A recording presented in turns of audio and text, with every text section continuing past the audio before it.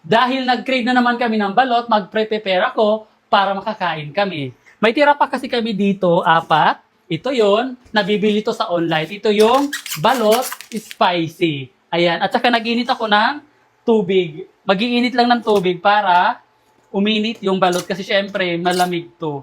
At hindi rin siya mainit noong i-deliver sa akin. Ayan, ganyan lang siya. Pakukuluan lang siya ng mga 10 to 15 minutes. Then, pwede na siyang tanggalin dyan. At ready to eat na siya. May tira din pala kami ditong suka. Ayan, niref lang namin to. Dadagdagan ko na lang ng konti para medyo madami yung suka. Kasi kung makikita nyo, ayan, sobrang konti na lang ng suka. Pero guys, sinasabi ko sa inyo, yung suka na gawa ko, sobrang sarap talaga. So ito, tapos na siya, kulo na siya. Patayin muna natin at tanggalin natin yung saksak. Ay, mali yung nabunot. Ito pala yun. Ayan.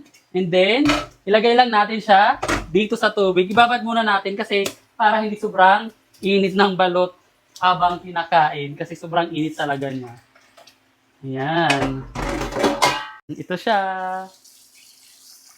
Charan! Ito na yung balot. 4 na lang yung natira. So, tagdalawa kami ni Jelly. Let's eat! Tara, kain tayo ng balot spicy na nabibili lang sa online. Ayan. Kailangan ko siyang pukpukin dito sa side. Tapos para sa sabaw. Wow, grabe. Ang sarap. Oh?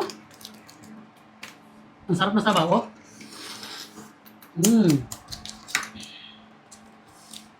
Ubus na yung sabaw. Pwede na ilagay yung basura dyan.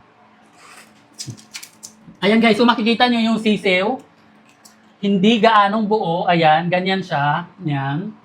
Ganyan. Tapos ito yung yellow ba to? Oh, yellow. Yellow. At saka ito yung puti. Sarap. Na? Ito yung puti, lambot. Mas masarap siya pag mainit. Nasa loob yung sisiw. Okay.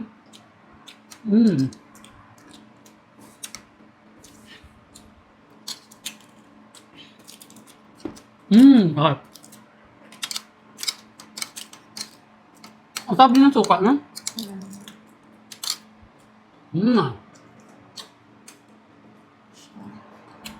Laman niya. Kanyo rin itong ganito. Balot spicy na nabibili nyo sa online. Ako na nagsasabi sa inyo, malaki yung balot. Kaysa yung binibili sa labas, matigas yung puti. Pero ito, sobrang lambot niya. Hindi nyo makain lahat. Kasi hindi ganong Pag sa labas. sobrang laki ng sisiw. Inom muna tayo ng juice. Gumawa ko ng juice. Ito sa'yo, Jelly. Ayan. Si Jelly actually ang nito, nag-crave. Tapos ako yung nag-check out. Bumili ako kasi gusto daw niya ng balot. Kaya, thank you. Sarap. Parang wala na yung sabaw nito. Sa kulang, no? Kasi siya, napunta doon. Pero mayroong konti. Nabasag kasi paglagay ko ng kumukulo. Ay, sayang.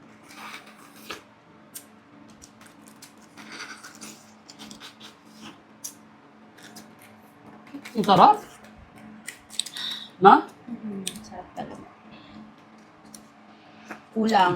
4 na lang kasi. Mag-check out ulit tayo. Ayan guys. Ayan. Sa una kong video, naglagay kasi ako ng product link nito or basket. Kaya check nyo doon sa video kong in-upload. Yes. Ito kasi din ako maglalagay kasi Try parang, nyo. tawag dito, mukbang na lang to. Mukbang. Sobrang na kasi ng video. Sobrang Haba. haba.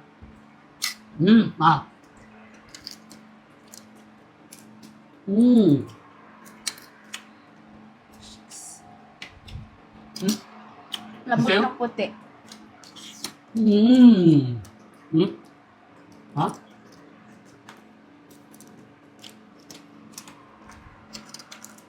Ito yung kabaw.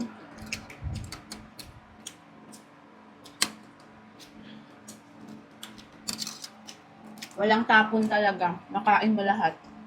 Ano masasabi mo? Sarap. 1 to 10? 11. Grabe.